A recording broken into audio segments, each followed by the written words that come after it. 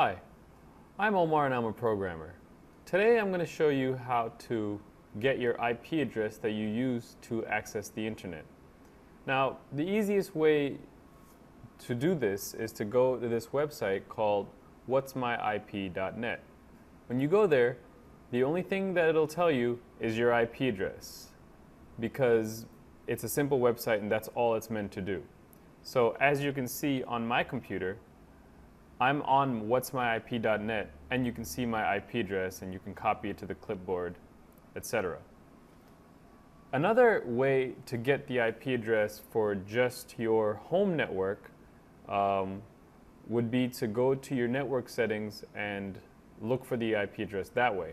I have a Mac, so I can show you how to do that using the Mac. What you want to do is go to System Preferences, as you see I have already done. And once you're there, click on Network. When you click on Network, on the left side, it'll give you a list of connections that you're using. I'm using the USB to Ethernet connection, and on the right side, it'll show you the IP address that you're using on your network with that connection. I'm Omar, and I just showed you how to get your IP address.